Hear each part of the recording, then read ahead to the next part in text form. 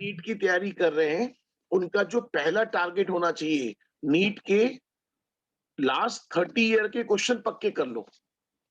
NEET के last 30 year के question पक्के कर लो, सभी सब्जेक्ट में, चाहे वो फिजिक्स हो, चाहे वो केमिस्ट्री हो, चाहे वो बायो। अगर आपको लगता है उसके बाद भी सर मुझे कुछ और एक्स्ट्रा करना है, सर और एक्स्ट्रा करने का मन है सर, नीट के तो हमने बिल्कुल पक्के कर लिए, कोई सा क्वेश्चन कहीं से पूछ लो। नीट के आप ये मान के चलो 100 में से 95% क्वेश्चन जेन्युइन है, 2-4 क्वेश्चन हर साल बाहर से आ जाते हैं। वो एक बार आगे पिछले 30 साल में एक ही बार आते हैं, वो फिर दोबारा नहीं आते।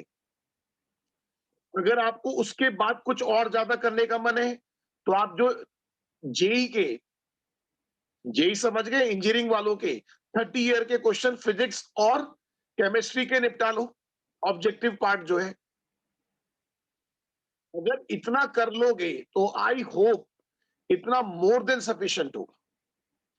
बट एक बात ध्यान रखना, जो क्वेश्चन ना तो कभी इंजीनियरिंग में आया 30 साल में, ना कभी मेडिकल में आया 30 साल में, अगर आप उन टॉपिक के पीछे भागोगे तो अल्टीमेटली अपना टाइम खराब करो।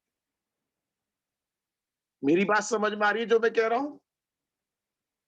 सबसे पहले जल्दी से जल्दी चैप्टर वाइज या ईयर वाइज जैसे भी करके आप निपटा लो प्रीवियस ईयर क्वेश्चंस। वहां से आपको काम के क्वेश्चन मिल जाएंगे। अब वक्त आ गया है, जहां तक मैं समझता हूं, जो नीट के एग्जाम है सितंबर के फर्स्ट वीक तक हो जाएंगे। सितंबर के फर्स्ट वीक तक ये नीट के एग्जाम निपटा लेंगे, जो मेरा गैस है। क्योंकि रीजन क्या है, उसके बाद फिर चल रहा है कि कोरोना की थर्ड लेयर आएगी, चल रहा है ऐसा कंसेप्ट, लग रहा है कि आएगी। जिस हिसाब से गवर्नमेंट तैयारी कर रही है, लग रहा है कि कोरोना की थर्ड लेयर आएगी, तो बेस्ट है कि आप अपना तैयारी रखते हुए काम करें। ठीक है, ये बताओ क्वेश्चंस करने से कुछ कॉन्फिडेंस आया, कुछ इंटरेस्ट क्रिएट हुआ, कुछ भूली बिसरी ऑर्गेनिक याद आई?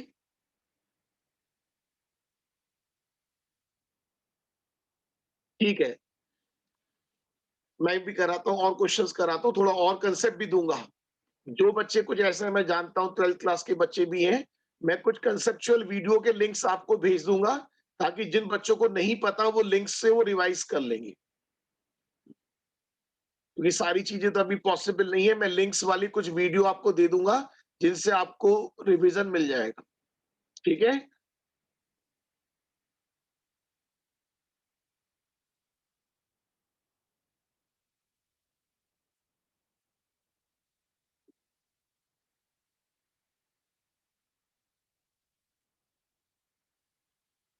इस क्वेश्चन के बारे में क्या सोचते हैं? आइसोपेंटेन के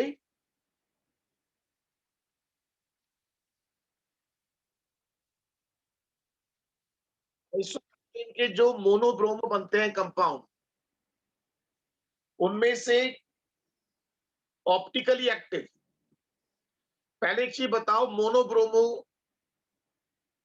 क्या आप इसका पहले आप इसका स्ट्रक्चर लिख सकते हैं आइसोपेंटेन का? आइसोपेंटेन,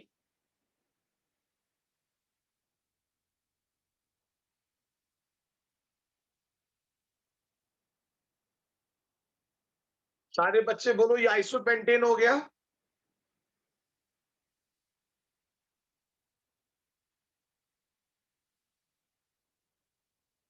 क्या ये ऑप्टिकली एक्टिव है?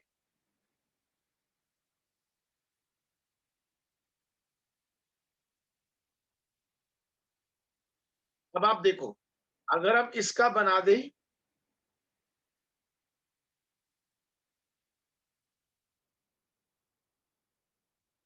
सब बच्चे ध्यान से देखो, ये मोनोब्रोमो कंपाउंड बन गया, और जिस कार्बन पे मैंने स्टार लगाया वो असिमेट्रिक हो गया। सारे बच्चे बताइए वो असिमेट्रिक हो गया। अब ये कैसा हो गया? Optically active. इस तरीके से चेक करना है। आप ऐसे और बना के चेक कर सकते हैं, उसकी ये वाली फॉर्म जो है ऑप्टिकली एक्टिव आएगी। बोलिए, बात क्लियर? अच्छा, इसमें 2 CH3 आ रहे हैं, तो ये वाला नहीं बैठेगा, ये वाला नहीं बैठेगा, ये इनएक्टिव है। बिल्कुल सही कह रहे हो, वेरी गुड। तो फिर कुछ इस टाइप का देखो।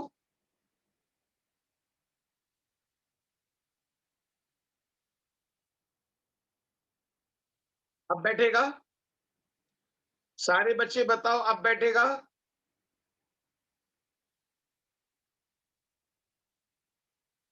अब तो ये असिमेट्रिक बैठ जाएगा।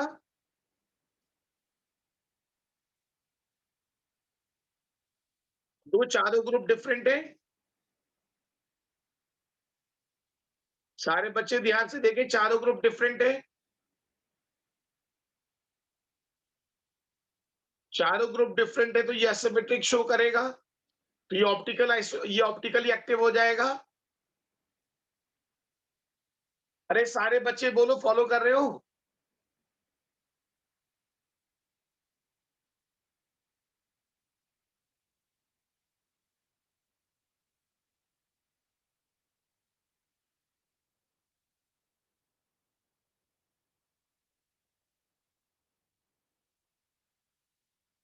और यही क्वेश्चन है।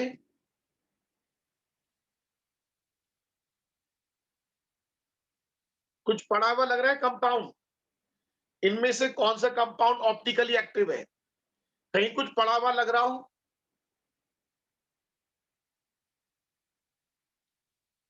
कहीं कुछ पढ़ा हुआ लग रहा हो? किसी बच्चे को याद आ रहा हो? एसिड एल्डिहाइड नहीं हो सकता, एसीटोन नहीं हो सकता। सबसे पहले तो इन्हें माइनस कर दो।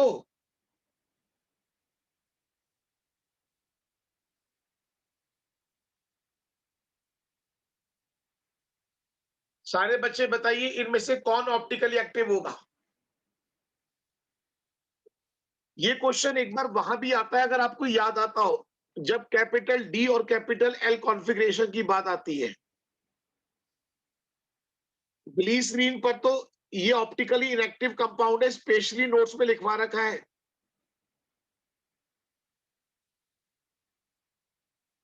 आप इसका स्ट्रक्चर चेक कर सकते हैं। जल्दी बोलिए, याद रहेगा, इंपॉर्टेंट क्वेश्चन है। सारे बच्चे बोलो याद रहेगा, इंपॉर्टेंट क्वेश्चन है।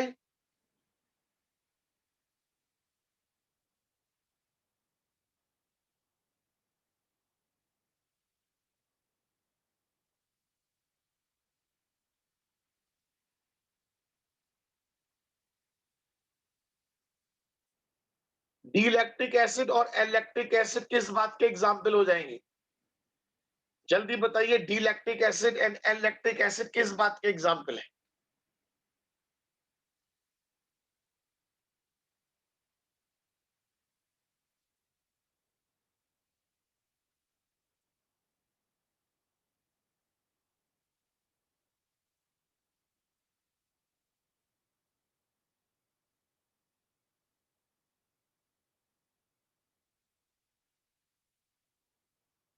रैसिमिक मिक्सचर उसे कहते हैं इक्विमोलर। रैसिमिक वर्ड तब आता है जब इक्विमोलर हो। कुछ याद आ रहा है किसी बच्चे को, जिस बच्चे ने बोला था रैसिमिक मिक्सचर? रैसिमिक मिक्सचर की कंडीशन तब आती है जब इक्विमोलर, दोनों का इक्वल अमाउंट हो।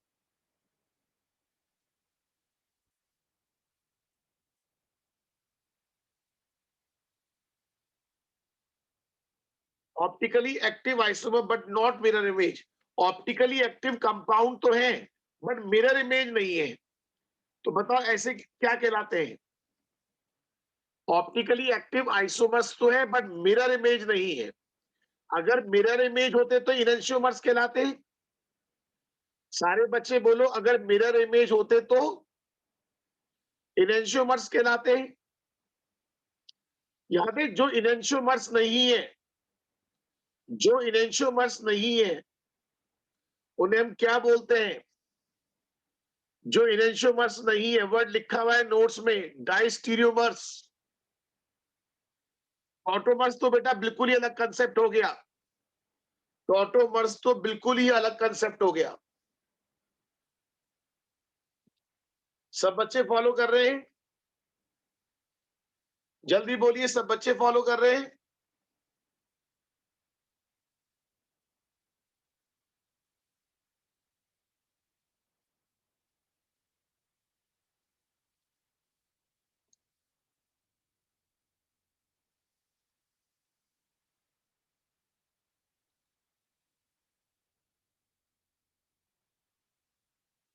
इन चारों में मोर करेक्ट ऑप्शन क्या है?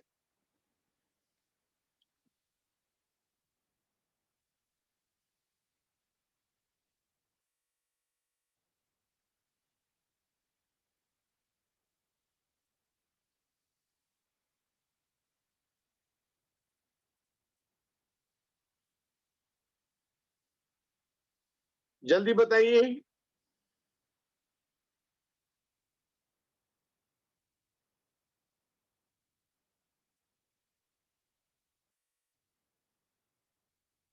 अगर बात करते हैं तो चारों group different asymmetric carbon atom क्या होता है? असिमेट्रिक कार्बन एटम क्या होता है? ऐसा कार्बन एटम जिसकी चारों वैलेंसी डिफरेंट एटम या ग्रुप से जुड़ी होती है। ऐसा कार्बन एटम जिसकी चारों वैलेंसी डिफरेंट एटम या ग्रुप से जुड़ी होती है। तो बताइए बेस्ट ऑप्शन क्या लग रहा है? जल्दी बताइए बेस्ट ऑप्शन क्या लग रहा है?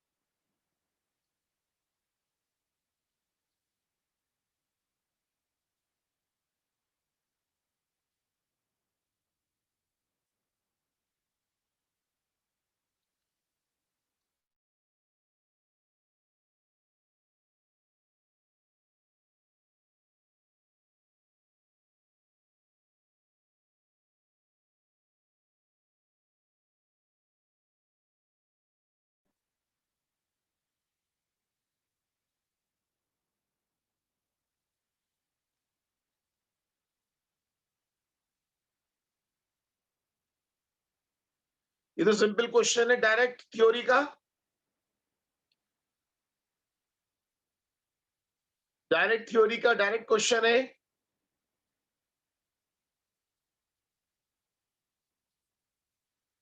A compound contain two dissimilar asymmetric carbon atoms.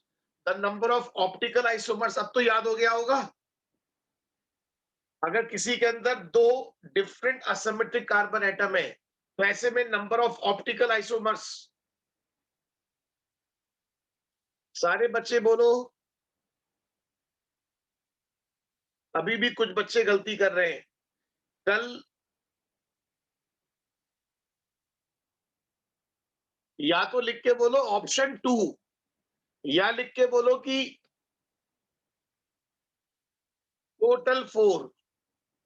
याद आ रहा है?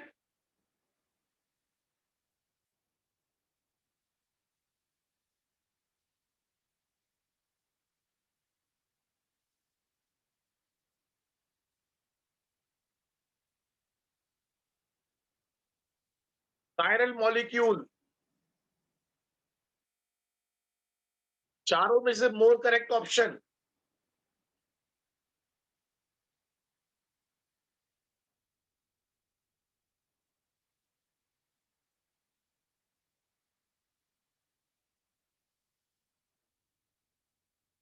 More correct option.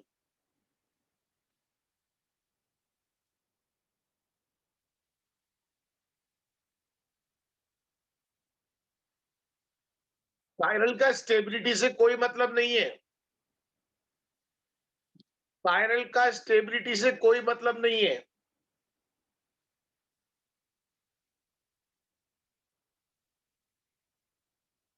ज्योमेट्रिकल से कोई मतलब नहीं है। ये तो ऑप्टिकल में वर्ड यूज होता है, कायरल मॉलिक्यूल, कायरल अकायरल। अब भी बता दो।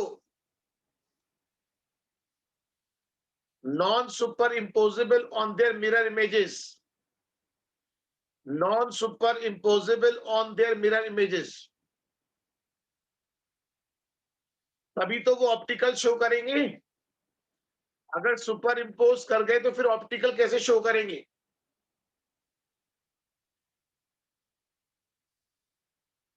बात समझ में आ गई?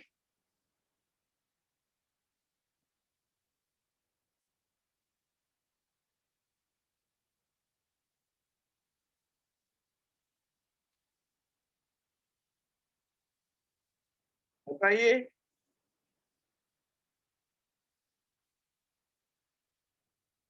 क्या ये पोजीशन शो कर सकता है?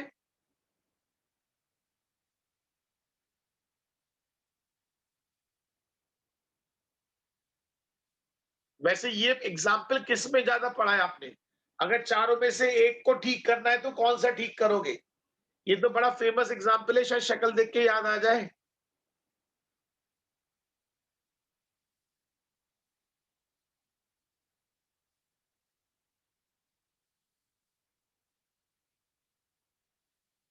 Lactic acid.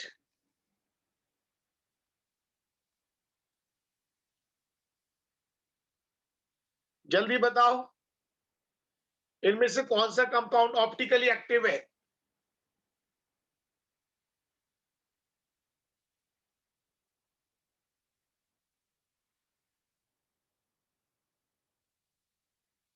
पहले वाले का आंसर तो मैंने बता दिया था, ऑप्टिकल आइसोमेरिज्म।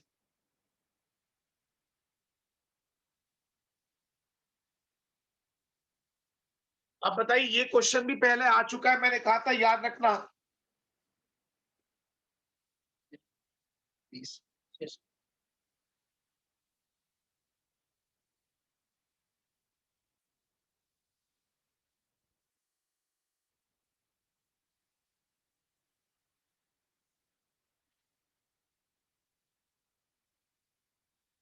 स्ट्रक्चर बना के देख लो।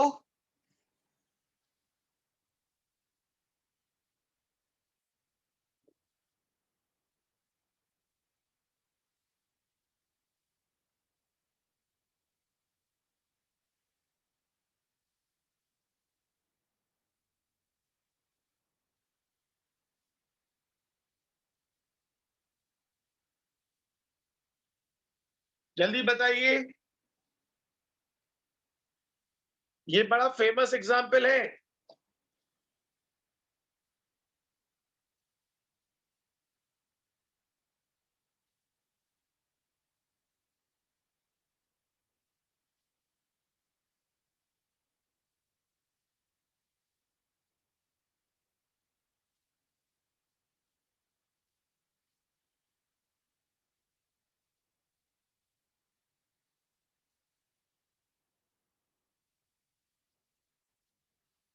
सब बच्चे फॉलो कर रहे हैं?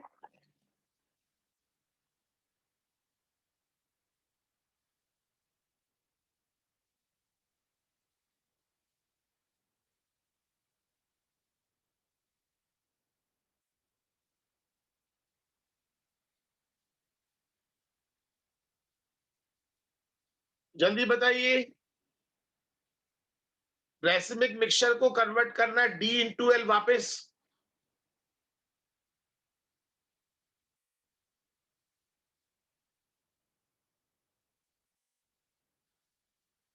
बेटा, रेसिमिक मिक्सचर को सेपरेट करने का कौन सा प्रोसेस है? नोट्स का डायरेक्ट क्वेश्चन है। नोट्स का डायरेक्ट क्वेश्चन।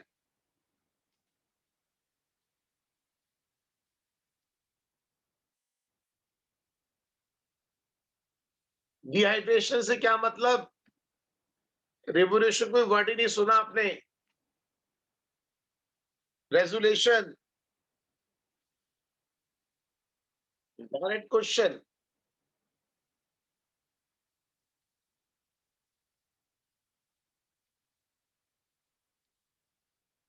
ये भी डायरेक्ट क्वेश्चन है बट आ जाता है। पोलैरिमीटर। शक्ल देख के याद आ जाएगा।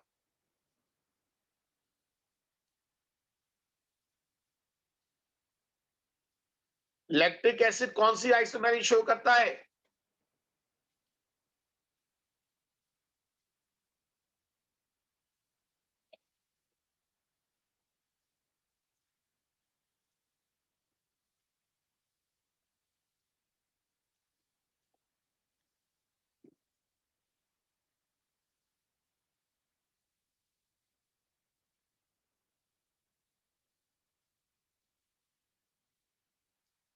Optical.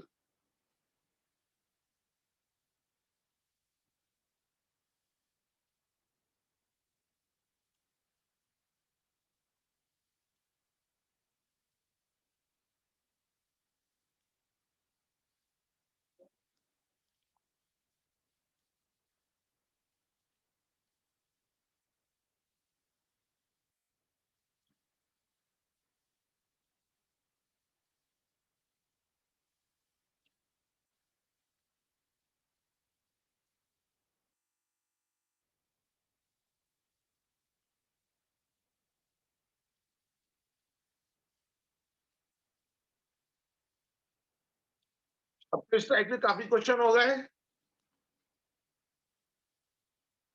2 chlorobutyne asymmetric carbon atom।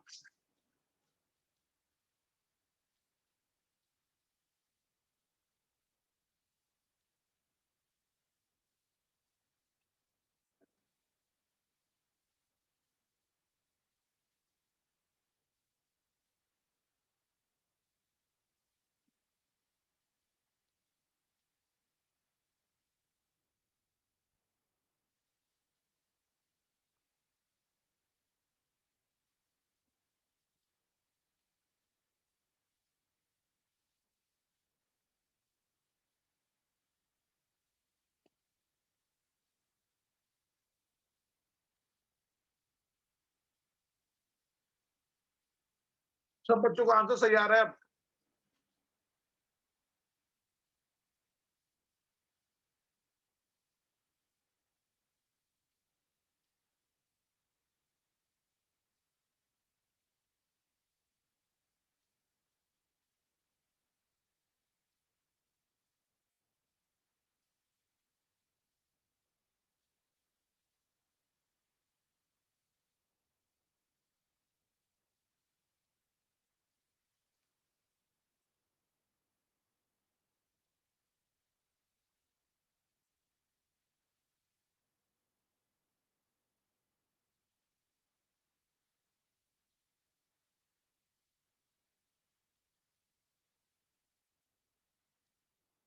बोलो बात क्लियर।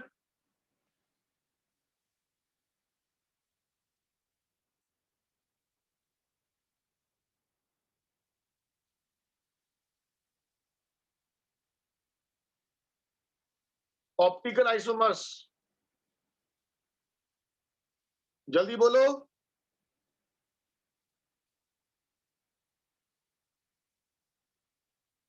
ठीक है, वेरी गुड, बहुत बढ़िया।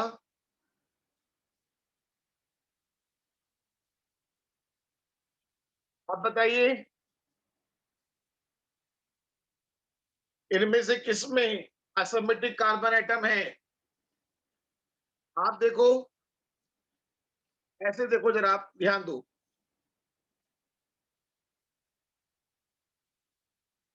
इस वाले कार्बन के पास देखो 2 H हो गए, यहां भी 2 H हो गए, यहां भी 2 H, हमें 2 से मतलब है। यहां भी 2 H हो गए, यहां भी 2 H हो गए। अब देखो,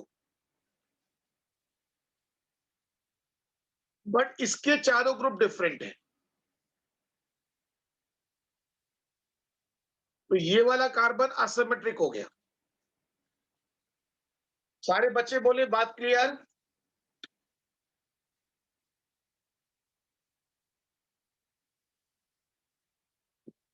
जल्दी बोलिए बात क्लियर।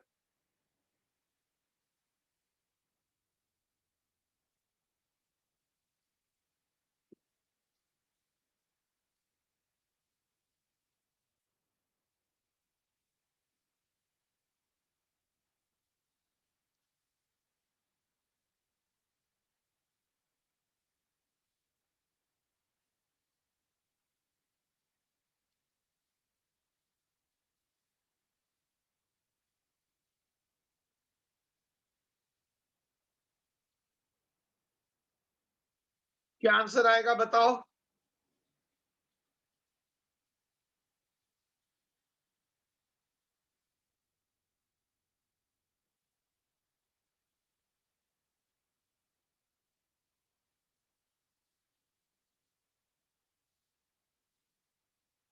जल्दी बताइए क्या आंसर आएगा।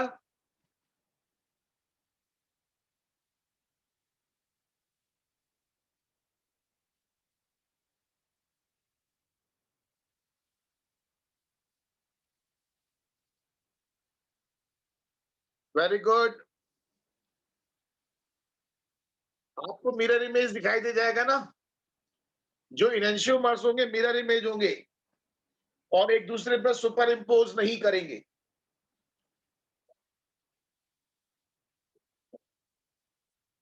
जल्दी बोलिए बात क्लियर। मिरर इमेज और सुपर इम्पोज नहीं करेंगे। चलिए और कराता हूं कुछ क्वेश्चंस।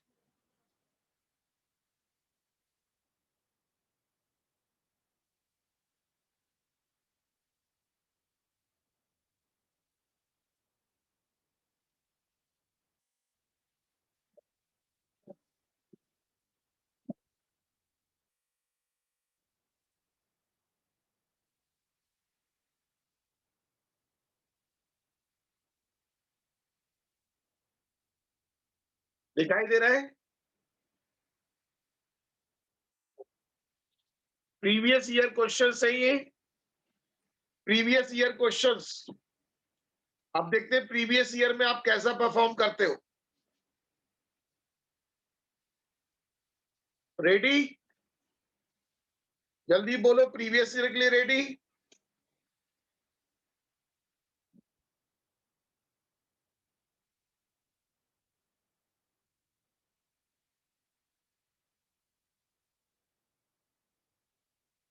अब देखो सब क्वेश्चन कितने आसान लगेंगे आपको, जल्दी बताइए।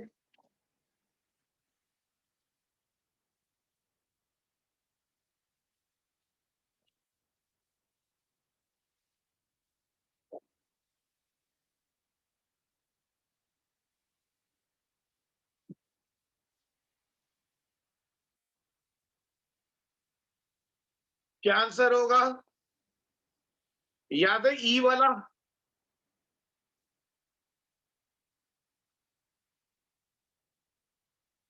और मैं लिख।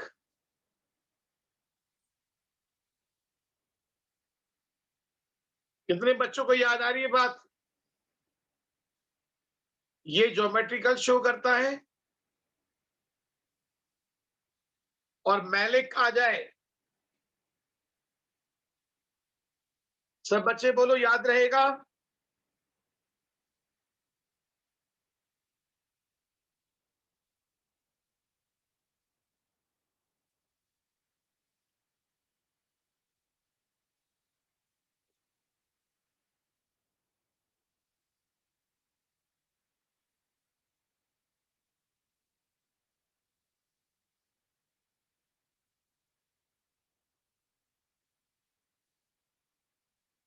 इन चारों में मोर करेक्ट ऑप्शन की तरफ जाना है। More correct option.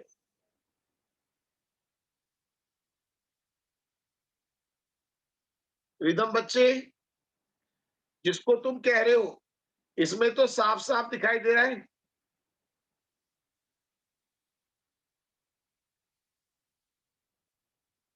आप सोचो आधे ऊपर की तरफ खींच रहे हैं। सी को भी हम ऐसे मान सकते हैं। जरा इसका स्ट्रक्चर ऐसा माना जाता है कुछ, इसकी वजह से दिक्कत आती है।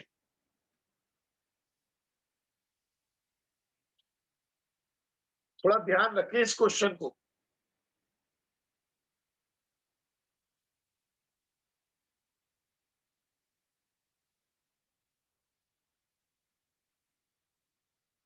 इस टाइप का जो क्वेश्चन है ओ एच और एस एच, ये भी सेम वही चीज है।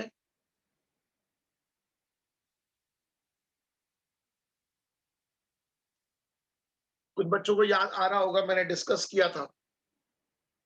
सब बच्चे फॉलो कर रहे हैं? जल्दी बताइए।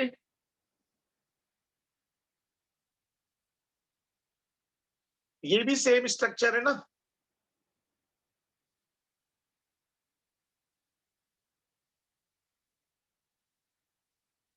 जो काम ओ एच के साथ है वही काम एस एच के साथ है। और ये आप देखो सी एन वाला तो क्या हो गया, इस टाइप का हो गया।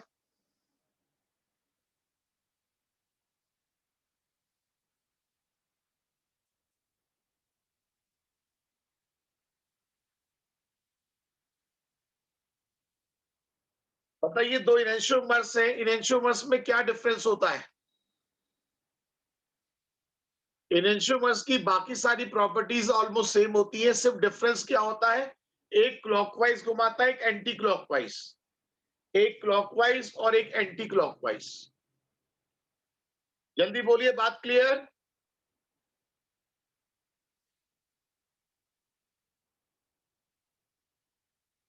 क्लॉकवाइज और एंटी क्लॉकवाइज।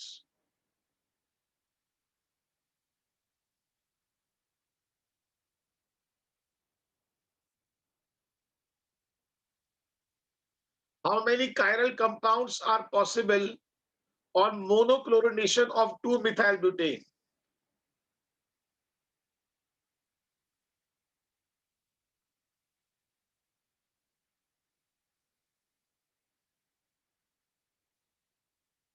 इसका मोनोक्लोरिनेशन करना है।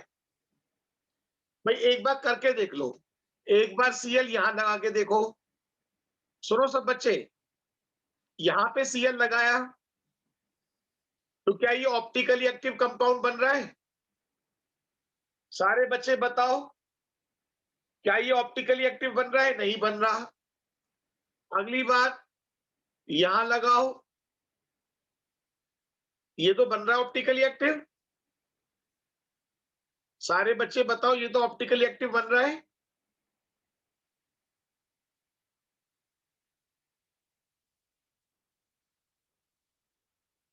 एक तो ये बन रहा है, चलो अभी देखते हैं। अगर यहां लगाया तो नहीं बन रहा, और अगर यहां लगाते हैं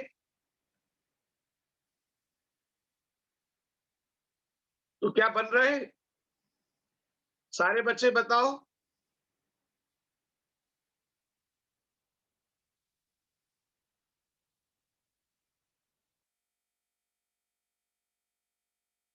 इस कार्बन के चारों तरफ देखो डिफरेंट आ गए चारों।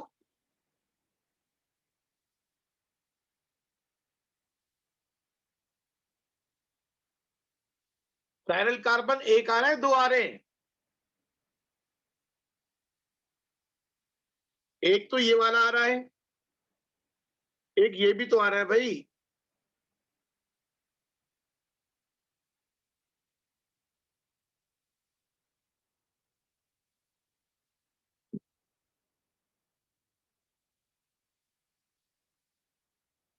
ये भी तो आ रहा है।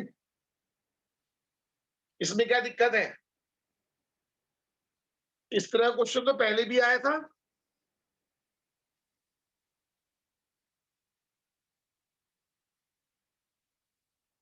भाई ये दो बन जाएंगे, दोनों के डेक्स्ट्रोलीवो हो जाएंगे ना।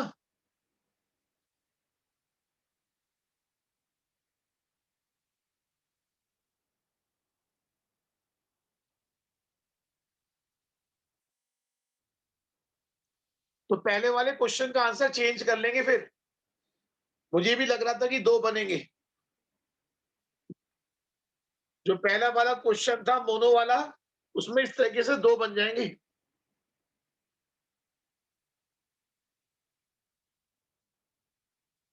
सब बच्चे फॉलो कर रहे हैं? अरे एक दो, दो कंपाउंड इसके बन जाएंगे, दो इसके बन जाएंगे। डेक्स्ट्रोलीवो डेक्स्ट्रोलीवो।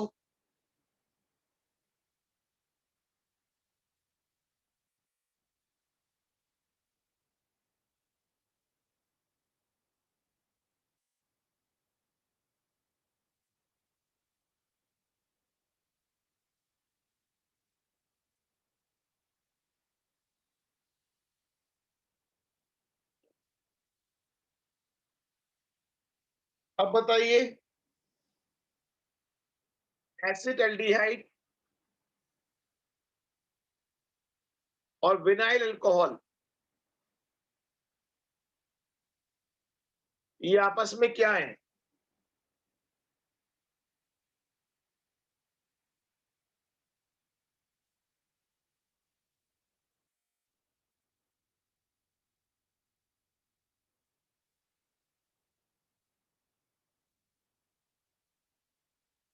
जल्दी बताओ, इसमें हो क्या रहा है?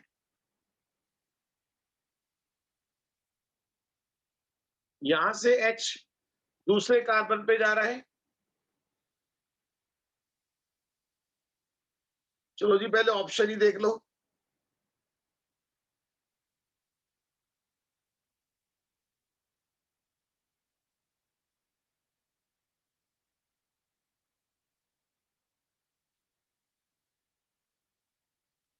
पहले आप अपने हिसाब से सोच लो।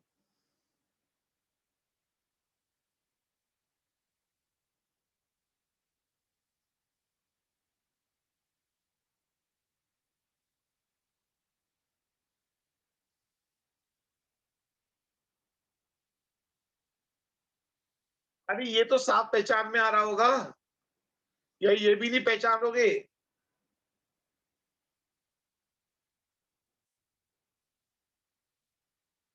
ये भी साफ पहचान में आ रहा होगा। अब ये मत कहना हम इसे भी नहीं पहचानेंगे।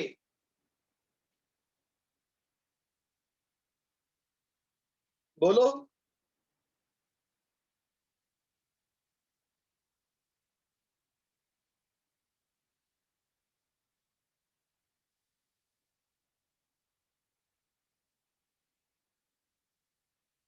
देना, कोई बात मैच हो रही है?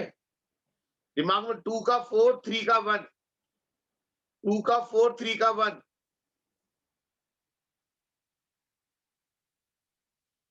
2 का 4 और 3 का 1 हो, ऐसा कौन है? 2 का 4 और 3 का 1, ऐसा कौन है? कितने ऑप्शन दिखाई दे रहे हैं? 2 का 4, 3 का 1। समझने क्या तरीका होता है? जरूर नहीं कि चारों ऑप्शन चेक करो। पहले जो कंफर्म ऑप्शन है उससे चेक कर लो एक बार। लो जी, क्वेश्चन देख लो, दोबारा देख लो क्वेश्चन। ये क्वेश्चन है, आपको मैचिंग करनी है। इक्लिप्स और स्टैगर्ड फॉर्म कहां पड़ी थी? कंफर्मेशन में। प्लस और माइनस कहां था? इनेंशियोमर्स। तो हमने कहा 2 का 4, 3 का फर्स्ट, ये तो कंफर्म है। हमने इसी बात पर क्वेश्चन कर लिया।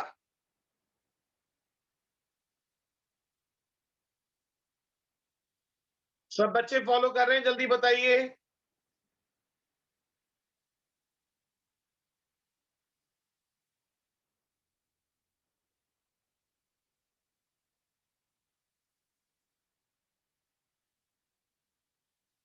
आई थिंक अब तो ये वाले क्वेश्चन बच्चों वाले लगेंगे आपको। बट ध्यान रखना, इस बार उसका कोई रोल नहीं है जो लास्ट में था। इस बार दोनों सेम है। ये वही तो हो गया टार्ट्रिक एसिड।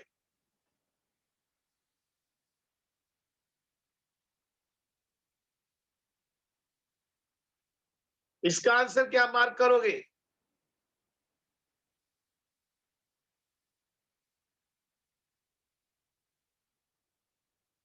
सारे बच्चे बताइए, इसका आंसर क्या मार्क करोगे?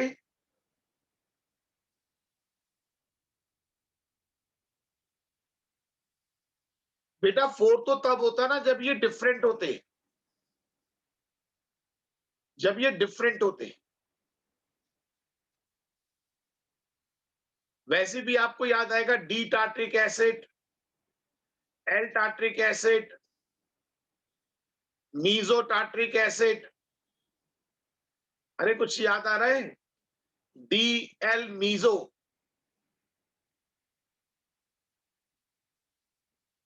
अरे सारे बच्चे बोलो, याद आ रहा होगा डेक्स्ट्रो लीवो मीजो।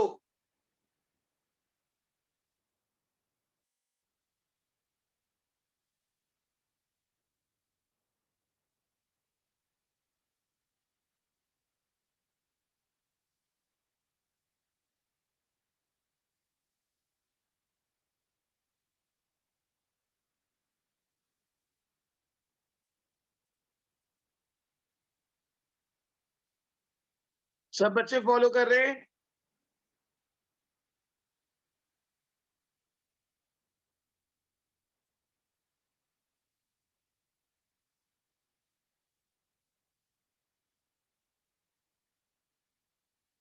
जल्दी बताइए।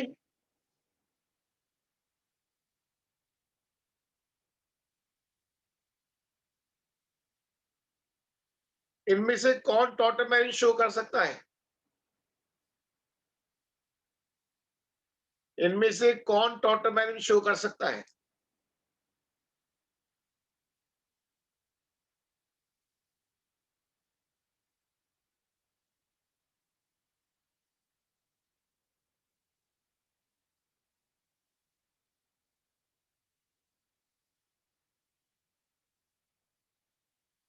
यहां से H जाएगा इधर और डबल बॉन्ड नीचे आ जाएगा। बोलो कर लोगे? चलिए थोड़ा थोड़ा करा रहा हूं, बाकी आपको करना है। मैं उम्मीद करता हूं कि लास्ट 30 ईयर के क्वेश्चन आप कंप्लीट कर लो। लास्ट 30 ईयर के क्वेश्चन कंप्लीट कर लीजिए, बेस्ट रहेंगे। सभी सब्जेक्ट में पहला टारगेट बनाओ लास्ट 30 ईयर के क्वेश्चंस, और बहुत लंबे लंबे क्वेश्चंस की तरफ मत जाना। जो बहुत बड़े बड़े क्वेश्चंस होते हैं उनकी तरफ मत जाइए। एग्जाम हॉल में उन क्वेश्चंस को ट्राई करने का वक्त नहीं मिलता है। जब आपका वन सिटिंग पेपर होता है, वन सिटिंग पेपर, वहां पर आप बहुत बड़े बड़े क्वेश्चन नहीं कर सकते। मेरी बात समझ में आ रही है?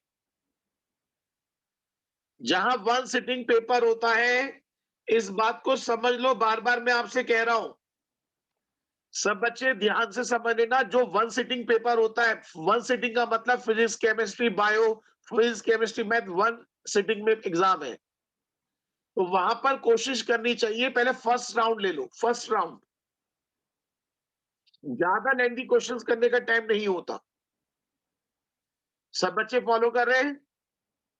और कोशिश करो नीट वाले, पहले नीट वालों, नीट के 30 ईयर कंप्लीट करो।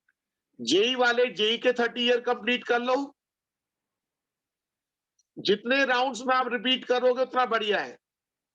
पहली बार जब आप क्वेश्चंस करोगे, मेरी बात आजमा के देखना, जब फर्स्ट टाइम क्वेश्चन करोगे तो आपको ऐसा लगेगा क्वेश्चन में क्या कह रहा है समझने की कोई। दूसरी बार में आप अपने आप करोगे। तीसरी बार में उस जैसे अगर कोई नया क्वेश्चन भी आ जाएगा तो कर पाओगे। चौथी बार में स्पीड बन जाएगी। पांचवी बार में क्वेश्चन दिमाग में बैठ जाते हैं।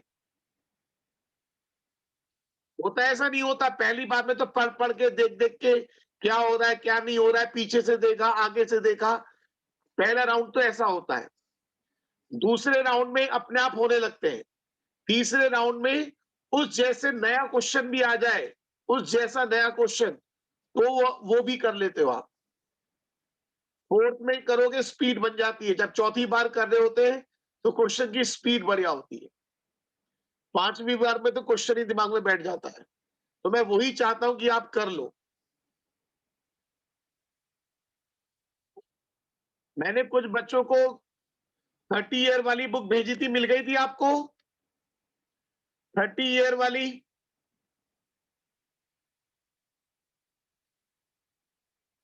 ठीक है। बाकी सब्जेक्ट की मैं भेजना नहीं चाहता, अच्छा सा नहीं लगता। हर एक टीचर अपनी अपनी भेजे तो अच्छी बात है। चलिए फिर आज के लिए इतना रखते हैं। बेटा जो प्रॉब्लम चल रही है, मैं जो जो आप लोग मुझे प्रॉब्लम भेजते हैं उनमें कुछ क्वेश्चन मैं अपने आप ही इंक्लूड कर लूंगा। और कोशिश करें कि पहले लास्ट 30 ईयर के क्वेश्चन कंप्लीट करो, क्योंकि कई बार मैं पहले काम के क्वेश्चन कराना चाह रहा हूं। जो काम के क्वेश्चन है पहले वो कवर करना चाह रहा हूं।